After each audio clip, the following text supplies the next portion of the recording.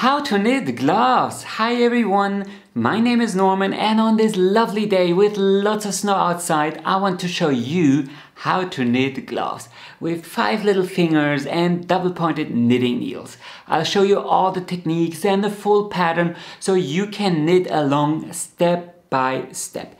I'll show you how to prevent holes here around the thumbs, how to pick up stitches for the fingers, and of course how to knit gloves that really fit no matter your size or how your hands look like. So let's head over to my desk and start knitting gloves, but before, like this video right now to support my work.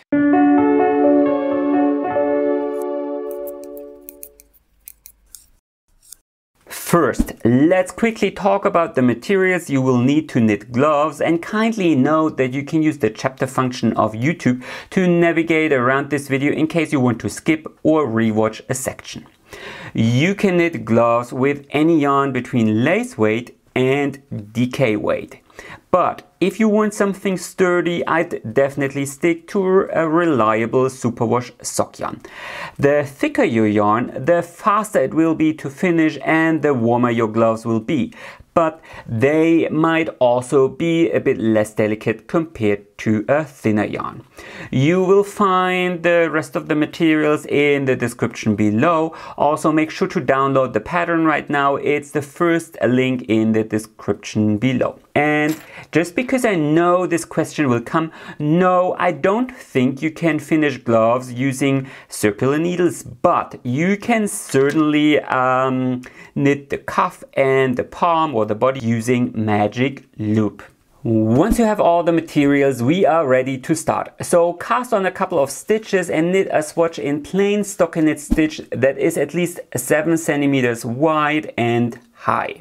I will try to provide full sizing information in the pattern, and you might also try to get gauge, but since every hand is more or less unique, I'm not sure how smart that is. Instead, here is what I recommend doing. First, you need to find out your stitch and your row gauge. So I washed my swatch, I blocked it, and I let it dry overnight, and then I measure it while it's still on the blocking mats. So make sure that the fabric isn't overstretched and it looks exactly the way you want your finished gloves to look like. In my case, my stitch gauge is 14 stitches, so I need 14 stitches to cover 5 centimeters, and my row gauge is 17, so I need 17 rows to cover the same 5 centimeters or 2 inches. And then all you have to do is you need to divide the stitch count by 5 centimeters, and this will give you your gauge per centimeter or inch. Next, you need to measure your hand. If your hands are not similar in size or shape, then you obviously need to do this twice, but really don't fret over every millimeter. You need 3 measurements. First, the circumference of your hand here at the knuckles of your thumb, so at their widest point. Then the circumference of your hands here above the crook of your thumb, and then the distance from your wrist to the crook of your thumb. You can outline your hand on a piece of paper, and this will make measuring this distance here much easier. The cast on is determined by the circumference of your hands here above the crook of your thumb. After all, you need to fit all this here through the cuff. So the cuff cannot be smaller than the hand here. So what you have to do is you have to multiply your stitch gauge times the circumference of your hand, and then round to the nearest number divisible by 4. In my case, that's 48 stitches. Once you figured out your cast on requirements, we can start knitting the cuff of the glove. You can use more or less any stretchy cast on you like. As I personally don't like the way a tubular cast-on looks for a 2x2 ripstitch, I'm going to do something very funky. I am going to alternate a German twisted cast-on with a longtail cast-on purlwise. But please, if that sounds too fancy for you, do a simple longtail cast-on around 2 needles at the same time and you will be more than just fine. So here is what I do. I start with a simple twisted loop around my needles and then I add 1 German twisted cast-on stitch, just 1. And then I switch to a longtail purl cast-on and add another 2 stitches. Then I switch back to the German twisted cast-on and cast on 2 more stitches. Switch to the longtail purl cast-on and add another 2 stitches. So I follow the standard 2x2 rip stitch repeat by alternating between these 2 cast-on methods.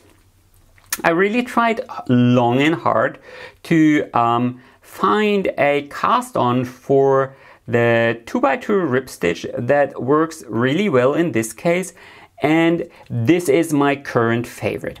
If this is too fast for you, I'll link you to my full tutorials for the German twisted cast-on and the longtail purl cast-on in the description below and maybe up in here. Once you cast on the required number of stitches, 48 in my case, distribute these stitches evenly to 4 needles and join in the round. I always cast on 1 additional stitch for an extra invisible join, and I'll quickly show you how to do that. So, making sure that I didn't accidentally twist any stitches and the cast on edge forms 1 continuous line here, I pick up my needles like so, and then I slip this first stitch here back to the last needle. Then I pass this new second stitch over and then I tuck on the tail. And then I start knitting in the regular 2x2 rip stitch repeat, and I'll link you my full tutorial on how I join in the round up in here. And then I start knitting in the regular rip stitch repeat. We slip 1 stitch. So you start with 1 knit stitch followed by 2 purl stitches. And I urge you to go very slowly in this first 2 rows so you don't accidentally mess up the 2x2 rip stitch repeat. I mean, you can sort of tell which stitch comes next because it has these little V's and purl bumps, but still go slowly. It is not worth to hurry in these first rounds because the the first rounds on double pointed needles are always a bit tricky, so go slowly. I do it too.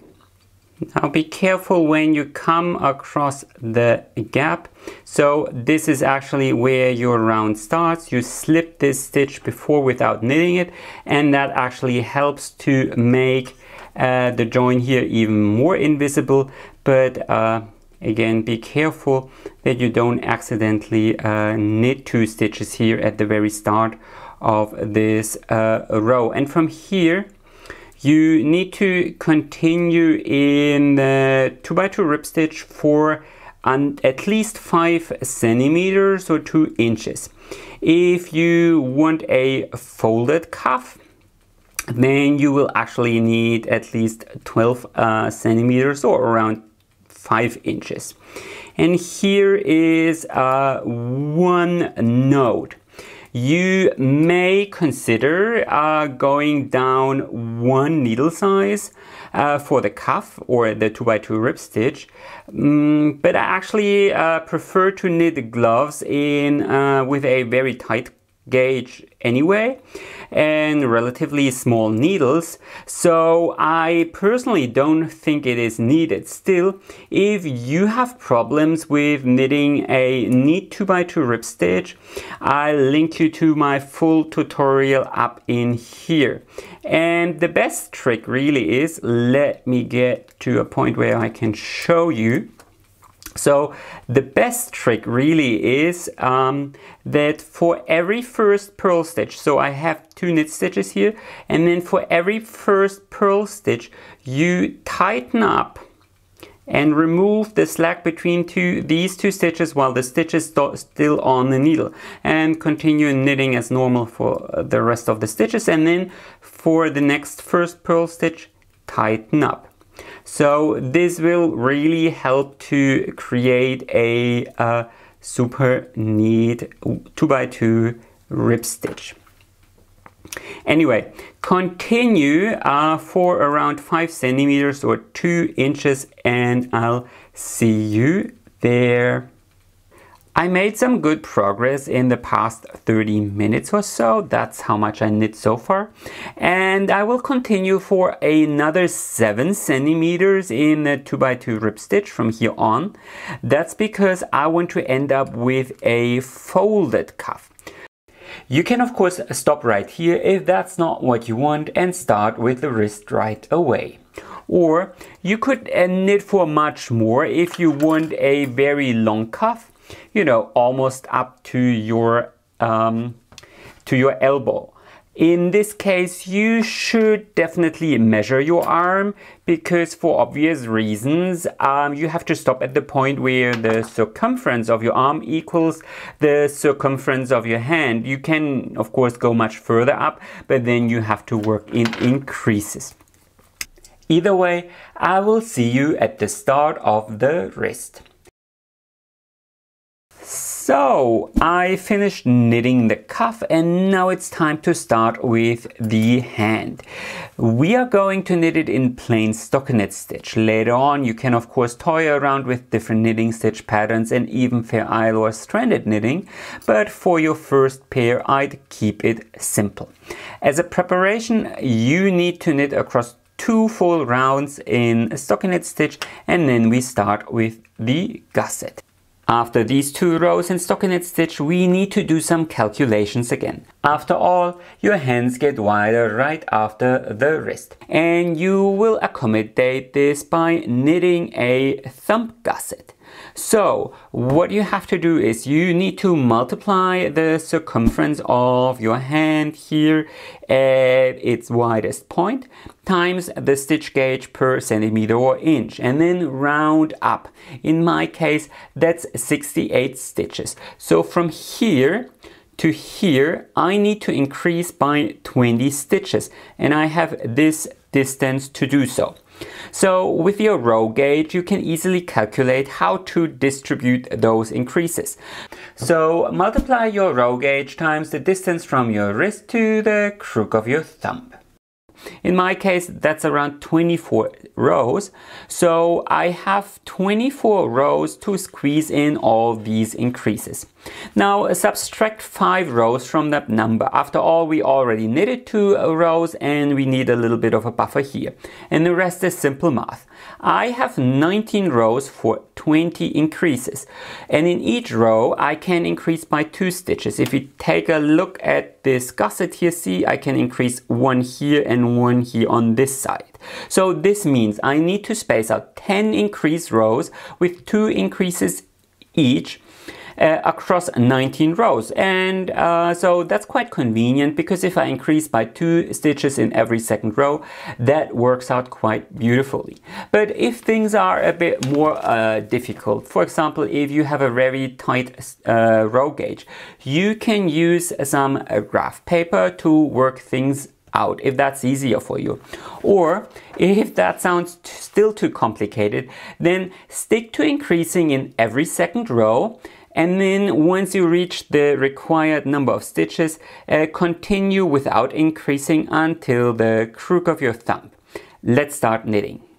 And now it's time to start with the thumb gusset according to your calculations. My calculations said to increase by 2 stitches every 2 rows until I have 68 stitches on my needles. But you do need to consider your left and your right hand. Your thumb is not sitting here in the middle, but a bit further in, and it's a different side here on the other hand.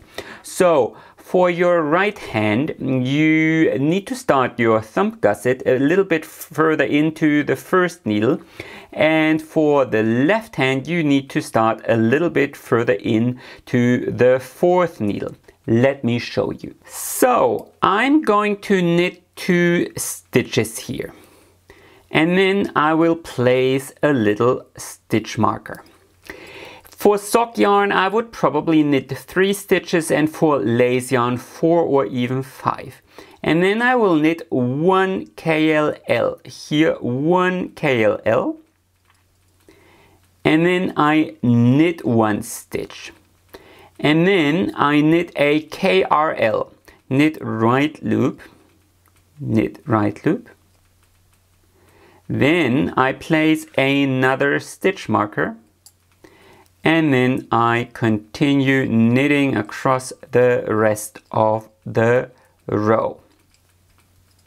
If this was the left hand, I'd knit until 3 stitches before the end of the 4th needle. Then I would place a stitch marker, knit a KLL, knit 1 KRL, KRL, place another stitch marker, and then knit the last 2 stitches. That's what you would have to do for the left hand. In this case, I'm going to unravel this part because I already increased on the first needle. And after this increase row, you have to knit across 1 full row. And of course, here's one note. You don't have to increase with KLL and KRL. I just happen to like these increases the most, and I feel they are probably the most invisible choice. But if you prefer, I don't know, make one left and make one right, or KFB, or knit front, slip back, or whatever, then you are free to increase with these techniques as well.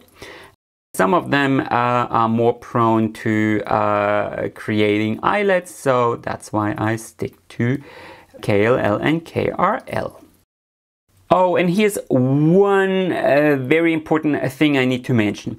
You need to start the gusset with an equal number of stitches on each needle, and from here on you should avoid shuffling stitches around. Some people do this to avoid ladders or because they're doing the traveling magic loop or whatever, but it's very important that you have an equal number of stitches on each needle, and that the gap here between the 2nd and the 3rd needle marks the middle of your round. Otherwise you will mess up the placement of the other fingers. As an alternative, you could of course place another stitch marker to mark the middle of your round, but I feel, using the needles as orientation will be much easier. So after I knit across 1 row, I will knit 2 stitches again. Then I slip the marker, and then I knit another KLL into this stitch here. Then I knit across until I hit the 2nd stitch marker, and then I will knit a KRL. Well, maybe remove the stitch marker here before. Knit a KRL. Then place the stitch marker anew and continue knitting across. And in that manner, you increase by 2 stitches in every 2 rows, or whatever your calculation said. Now, I can't stress enough how important it is to do your own calculations, because depending on your row gauge, you might end up with something totally else. For example, in preparation for this video, I also knit a pair in lace weight yarn. And in this case, I had to stagger the increases like this. First, I had to increase by 12 stitches in every second row, then by 10 stitches in every third row, and then by another 8 stitches in every fourth row. So it's not always in every second row, and some patterns will make you believe that's the case, but in my experience that leads to, well, less than ideal results. And don't worry, if you get things wrong the first time, you can place a lifeline here at the base of the ankle, and so you can easily redo this section. So from here on, I'll continue increasing with KLL after the first stitch marker and KRL before the second stitch marker, and I'll see you at the crook of the thumb, and then I'll show you how to bridge this gap here. First, you need to knit up to the position of the first stitch marker, then you can remove this stitch marker, and now you need to put all these stitches here between the stitch markers on hold. You can use a tapestry needle and a bit of scrap yarn. You could use a stitch holder, or if you have an interchangeable knitting needle system, you could use a spare cord. But I actually prefer to use a bit of thin copper wire, thread that on a tapestry needle, and then I slip all these stitches to this little thin wire. The technique is the exact same no matter if you use wire or scrap yarn, but I found that picking up stitches from the scrap yarn is actually quite annoying, and it's so much easier from the wire, and that's why I use it. But really, use whatever works for you. Once you secured all stitches, it's time to bridge this gap. Basically, you need to add a little bit of extra fabric through casting on to cover this little stretch here. Your stitch gauge will help you to determine how much, but for DK weight yarn, 3 stitches will be plenty in most cases. Now, most glove tutorials will tell you to use a single cast on, but I find this creates a super sloppy and loose edge. Instead, here's what I do. I turn my work around. And now I will cast on 3 stitches with a knitted cast on purlwise. So I cast on 3 stitches with a knitted cast on purlwise, and I personally feel this creates a better edge. But if you prefer the single cast on, then please use that. And then I turn the work around again. Bring these needles very close together, and then continue knitting across, and that's already it. Now, while I continue knitting the rest of the row, we can talk a bit about the fit of a glove. Depending on the circumference of your thumb and how much freedom of movement you need, like here in this area, you may want to cast on more stitches, for example 5, 7 or even 9 stitches. And this will, let me get to the end of this needle, and this will create a little bit of extra slack here. And you can use this to knit a little mini gusset on this side here and here on this side. So from here you can simply continue knitting across in plain stockinette stitch, and then once your knitting reaches the crook between pinky and ring finger, you can stop knitting, and I'll show you how to knit the pinky finger. So just to illustrate, let's suppose I cast on some additional stitches here. Then I would place an SSK here after the original first stitch marker. Then I would knit across and place a knit two together here before where the second stitch marker used to be. Then I would knit across one more row and continue decreasing in that manner until there are only 3 stitches left between these stitch markers. Obviously you would have to keep them, but I probably wouldn't do this for my first glove. It's just an option to keep in mind when you notice that this area here just feels too tight and you lack movement here after the first couple of wears, but the rest of the glove really fits nice and neat. I'm finally here at the beginning of my pinky finger, and I hope you understand that you can try your gloves in the making on at any time, but from here on you should definitely do it frequently and check if everything fits the way you want it to fit. I always stop when my knitting reaches the crook between ring and pinky finger. So not here on the outside where the pinky finger starts, but on the inside, and this distinction is quite important. And sadly now it's time for some more calculations and figuring out the most difficult part of knitting gloves. So far things should have been fairly easy. After all, this is more or less just a tube. Now here's the thing, if you were to knit mittens, then you would just continue knitting in the round until you hit the tip of your pinky finger and start decreasing the way you would decrease the tip of a sock. But we are knitting gloves with fingers here, so things are sadly not that simple. In most cases, the following distribution should work out for DK weight yarn. So, the initial number of stitches you cast on for your gloves here is divisible by 4. And the pinky finger gets 1/4 of those stitches, so 12 in my case. And the ring finger gets 1/4 minus 1, 11 in my case. The middle finger gets 1/4 plus 1, 13 in my case. And the index finger 1/4 plus 2, 14 in my case.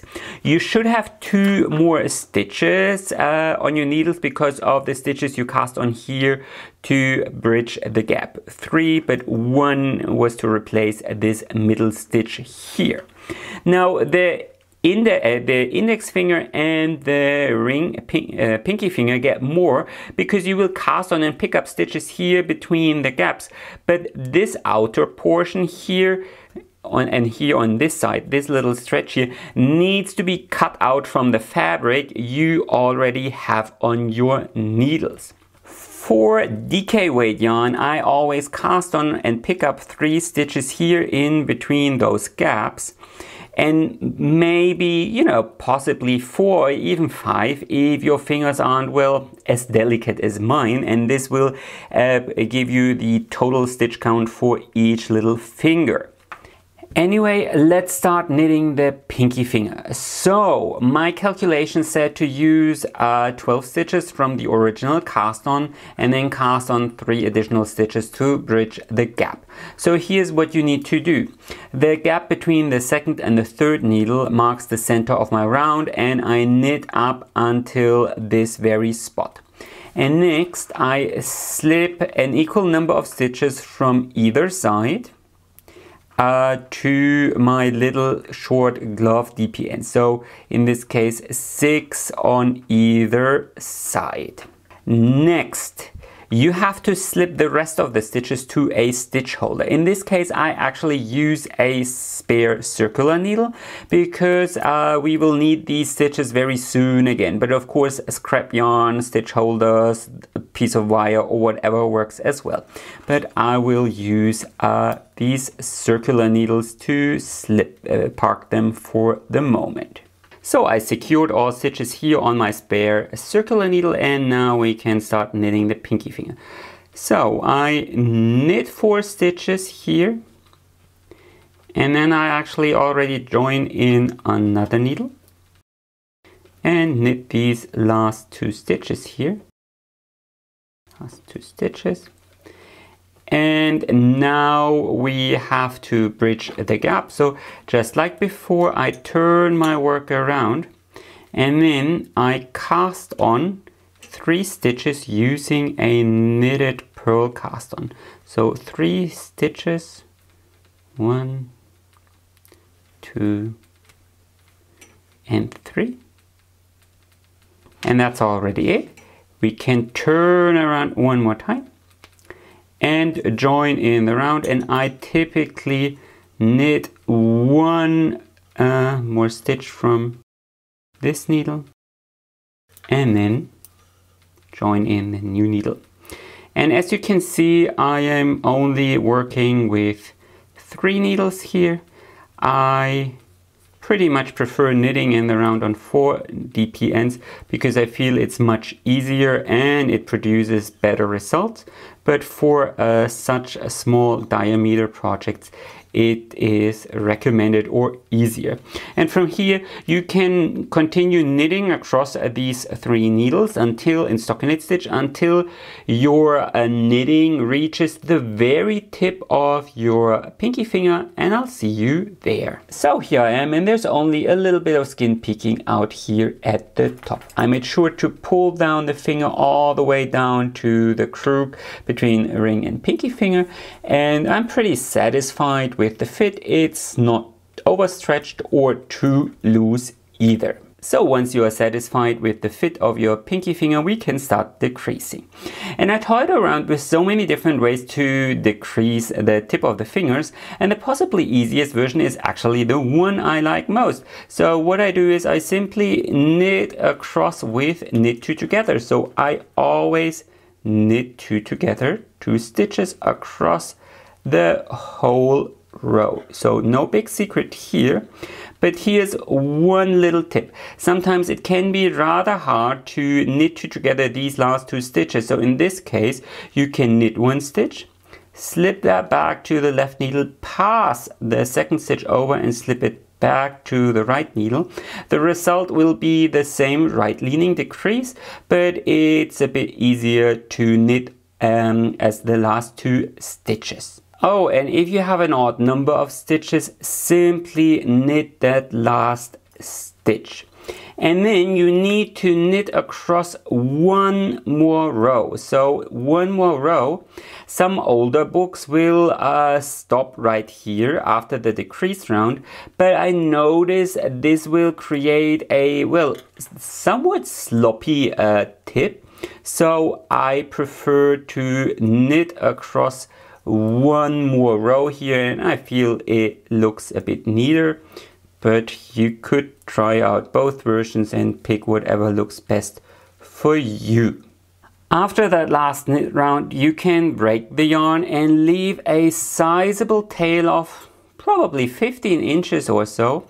Cut the yarn and then thread the tail on a tapestry needle, and then pick up every little, go through every little stitch of that row. So pick up every little stitch and remove, oh, caught the yarn there, remove the needles as you go.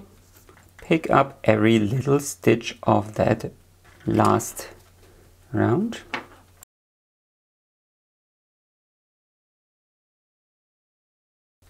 And then you can pull tight, and now you should try on your gloves immediately. Because here's the thing, I noticed that often just 1 row too much can feel a bit too loose. After all, the fingertips are possibly the most sensitive area in your body, and 1 row too little can feel a bit too tight.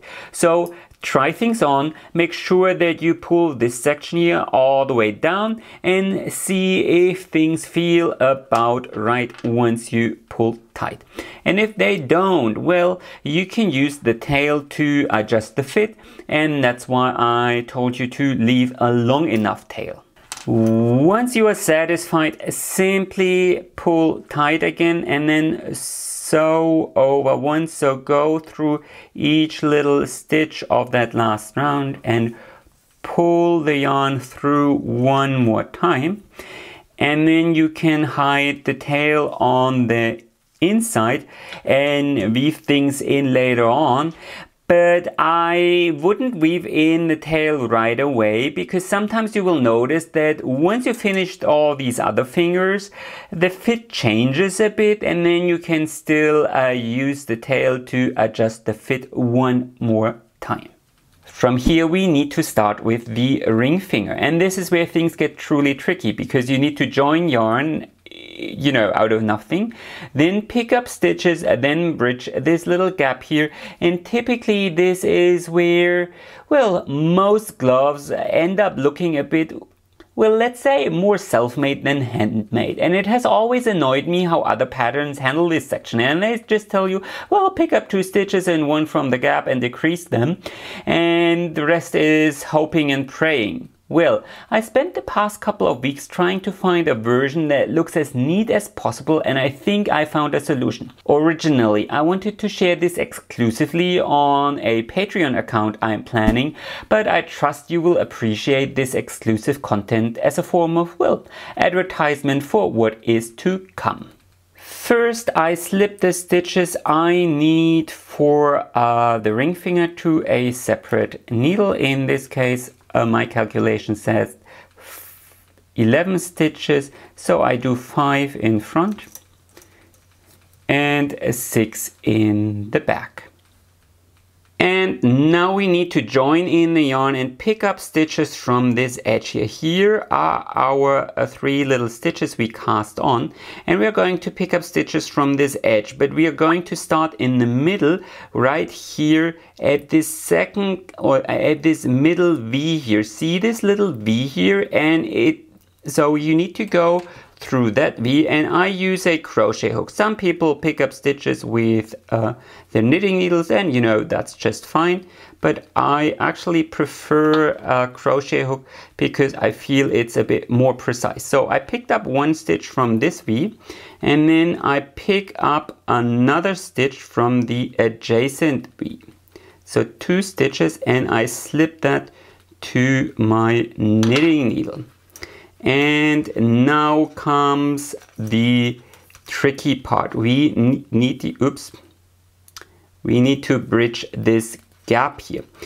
And this is what I do. It may sound a bit crazy, but it works out really well. So here is the next knit stitch, and I go down 1 row, and then I pick up this left loop here, this left loop, so not this left loop, this left loop here, lift it back to the left needle, and then I knit a KLL, and I pull really tight here, and then I continue knitting, and now we would bridge this gap. But if you take a close look at your hand, you will notice that the pinky finger here sits a little bit below the others. This gap and this gap here are on the same level, but this one here is a bit below. And that's why I'm going to knit 2 full rounds across all stitches before I'll close this gap. So instead of closing this gap right away, I knit across the full round in this case. And here on the other side, I am doing a similar thing. So I'm going to knit a KRL here into this adjacent stitch 1 row below. Keep a nice tension. And then I pick up the final stitch here through this V here. So I pick up that stitch here. And now you can decide if you want to skip this stitch or not. In this case, I will skip it. And then you can knit across, tighten up. And here we picked up 1 additional stitch from the gap, and we don't need that. So I'm going to SSK this, knit 2 together. Knit 2 together this stitch here right away, and I will keep a really high tension and pull tight, like super tight. and then I continue knitting. And we already knitted across one full round, so I'm going to knit across one more round. And here on this side we have one additional stitch as well, and I am going to SSK it, and again keep a really nice tension as you knit across. And then we can bridge the gap here. So just like before, I knit up until 2 stitches before the gap. Then I pick up my new needle,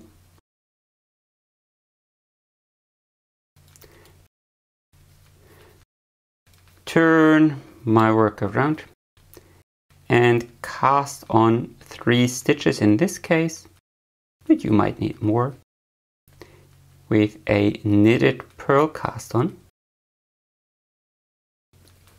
Turn my work around again, and knit, well, where's my needle? I'll pick a new one, and close this gap. Now this will be easier if you put these stitches back on a stitch holder. Otherwise this section is very immobile, so I recommend slipping these stitches back to their stitch holder.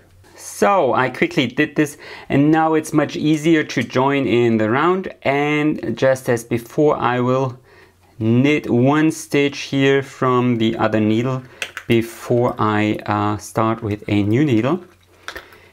And then you can continue knitting across the ring finger and stockinette just the way you did knit across the pinky finger. And just like before, you will stop until there's only a little bit of skin peeking out here at the tip. So my ring finger here looks good, and there's only a little bit of skin peeking out here at the tip. And from here you can knit across with knit 2 together again, and then knit across one more round, and then seam things the way I showed you for the pinky finger. It's the exact same technique. I'm sure you can manage, so I'm not going to show you one more time. Instead, I want to show you how to pick up stitches one more time, because there are yet things to improve. I'm going to show you how to do that for the thumb, because at this point it really doesn't matter which finger you knit next. So I'll do the thumb because that's the most prominent feature of a knitted glove, and I bet most people want to know how to improve this section here. For the thumb, you need to pick up stitches from your stitch holder again and distribute them to 2 needles, and I'll quickly do this.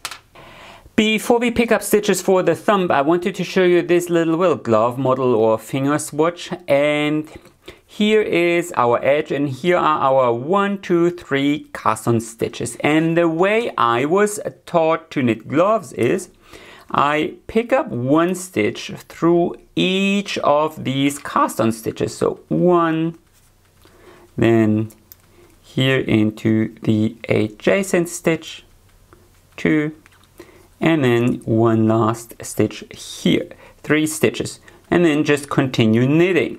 And this created a big gap here. Later on, I was taught to pick up 1 additional stitch here through the gap, and on the other side, of course, and decrease that stitch in the next round. But what often happened is that as there's a lot of stress on this stitch, and this often widened the stitch to a point it almost looked like an eyelet. But there is another problem. When you turn things around, there are suddenly 4 of these. 1, 2, 3, 4. So if you want a seamless transition here towards the next finger like this, you actually need to cast on 4 stitches, at least in my opinion. Now, I don't want to keep you from trying the traditional way, and that's why I showed it to you right now. Still, here is what I propose instead. So here is the little gap or edge, and here are our 4 V's, 1, 2, 3, 4, and I'm going to pick up the first stitch through the second, 1, 2, through this V here. So I'm going to pick up my stitch, pull tight, and then I go through the adjacent V, so this V here. It really looks like a V, and it has to look like a V, otherwise the transition won't look as neat as possible.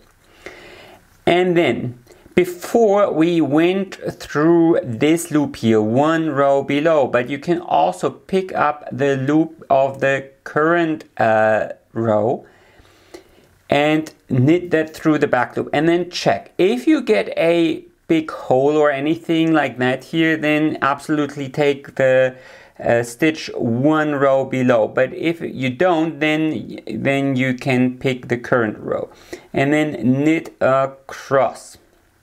And here on the other side, previously I knitted a KLL in this loop, but what you can also do is you can lift this loop here of the current row back to a knitting needle, and then knit this stitch, the last stitch from the needle, and the lifted loop through the back loop, and again check if it creates a hole here. If it doesn't, you can get away with it. And then we are going to pick up the remaining stitches here from the edge, 1, as I showed you, 1, and there's 1 V here remaining, a bit difficult to see, and we're going to pick up that stitch as well. So the difference compared to before is that we didn't go into the row into 1 row below, but knitted the current row. And then once again you this end is a bit sharper. Here the lifted stitch and the first pickup stitch, you knit them together, keep a nice tension, and then knit across. And here on the other side there is this 1 stitch remaining from the knit 2 together through the back loop, and we are going to SSPK that stitch together with the next stitch. Keep a nice tension and then knit across. And now we are back to the original 3 stitches here. And from here onwards you continue knitting across in stockinette stitch until the fabric reaches the join, this little join here of your thumb. So why do I want you to stop here? Well, a typical thumb gets narrower here around the thumb pad, and if you were to continue knitting with the same diameter, you would create a little bit of slack here, and if you don't want that, you need to knit a little, well, I guess mini gusset here. So here is the little edge, and this is the middle stitch. And 3 stitches before that middle stitch, I place a stitch marker. And then, this is the middle stitch. And then 3 stitches after the middle stitch, I place another little stitch marker. And then I knit across 1 more round. And here in the next round, I slip the marker, and then I knit an SSK right after the marker, SSK, and 2 stitches before the next marker. So here a bit difficult here, I knit and knit 2 together, sorry. So a knit 2 together. And then I knit across 1 more round, and then I decrease with SSK and knit 2 together before and after the stitch marker again until there are only 3 stitches left. So here in the next round, I simply knit across. Well, maybe knit SSK through the back loop. And here in the fourth round, the same game over again. So an SSK right after the first stitch marker, then knit the middle stitch and knit and knit two together here before the second stitch marker. Oops, second stitch marker, and I split the yarn here. Come on. And now I'm back to, there are only 3 stitches remaining, and then from here you can continue knitting across. Oops, but we don't need it anyway anymore. From here you can continue knitting across until the fabric almost hits the tip of your thumb. And just like before, I catch all stitches with the tail and a tapestry needle, and then I pull tight and try on my glove, and then I sew over and hide the tail inside. So my thumb here fits really well, and can you tell what a difference this little mini gusset here makes? From here you need to knit the middle and the index finger, and you can use the exact same pickup techniques I just showed you. There's literally no difference, but if you have any doubts, just take a look in the pattern. I'm going to finish knitting my glove now, and in the next part I'll show you some important finishing techniques. So I finished knitting my gloves here, and now it's time to weave in all those tails here on the inside. I always use a sharp tapestry needle, and then I go diagonally, piercing right through these purl bumps in 2 directions. I'll link you to my full tutorial on how to weave in tails up in here. As I already have a video where I show you how I do that, I'd like to concentrate on something else. Knitting gloves can be super fiddly. You have so many spots where you need to join in a new yarn, where you stress seams and stitches, and of course you have all these gaps here between the double pointed needles, especially up in here where you are forced to knit only with 3. So maintaining an even stitch definition is tricky even for an experienced knitter. So that's why I dedicate quite some time on fixing minor tension imbalances manually. So I pick up a blunt tapestry needle. You can also use a spare needle, and then I look for places where stitches look a bit wonky, and then I manually redistribute the yarn. For example, this yarn has quite a lot of friction, and I'm not all that used to knitting with such big needles either. So my ribbing looks wonky in some places, but I can easily use my tapestry needle and redistribute the yarn evenly across the whole row and make my ribbings look all nice and neat again. Also here around the gaps there are 2 common problems. Often you end up overstretching these stitches as you knit them, and then they steal yarn from the adjacent stitches. So I use my tapestry needle to redistribute this yarn. And here where you joined in the new yarn or the new ball, often this one stitch here ends up being elongated as well. So you can use your tapestry needle and carry this all the way here to this stitch, and then tuck on the tail here on inside. Where is it? Tuck on the tail inside to make this stitch here all nice and neat. Obviously you have to do this before weaving in those tails here along the gaps.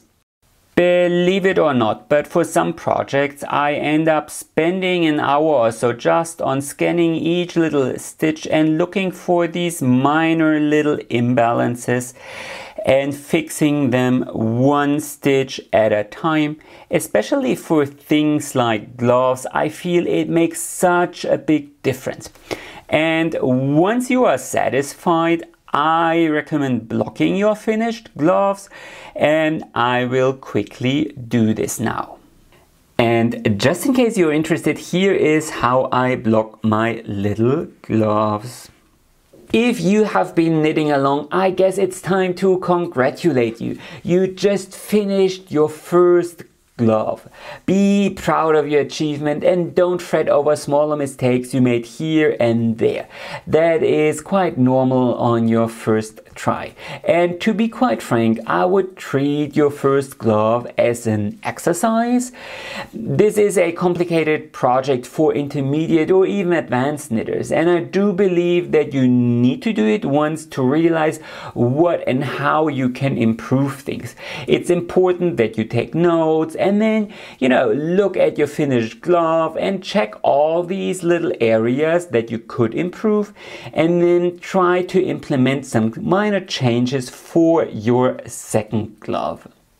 And here at the end, a couple of more important tips. This here is the exact same glove recipe. The only difference is the needle size and the yarn weight.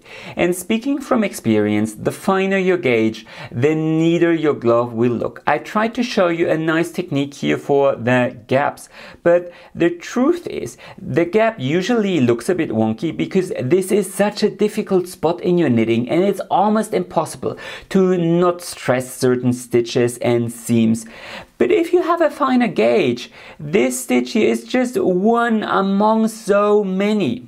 But if you use chunky yarn like this here, this stitch here is one among 5 or 6 stitches. So one wrong stitch will be all the more noticeable. The second thing you absolutely should consider is picking a slightly fuzzy yarn, maybe even, in a darker color. These are some gloves I knitted ages ago, I don't know, like 20 years ago or so. And upon closer inspection, the gaps here look quite horrible. But, when you look at it from a bit farther away, you don't notice it at all because the yarn is so fuzzy. And if you use a nice colorway, maybe with some speckles or so, the effect will be pretty much the same.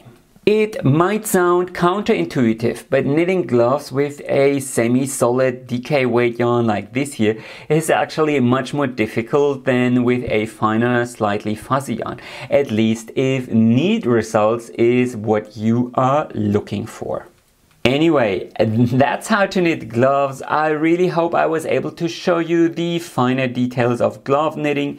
Please give this video a big gloved thumbs up if you enjoyed watching. Comment with your questions or your feedback. And of course, consider subscribing to my channel in case you don't want to miss any new videos. Happy knitting and enjoy the rest of your day. This is fun. I should do my outros with gloves every time.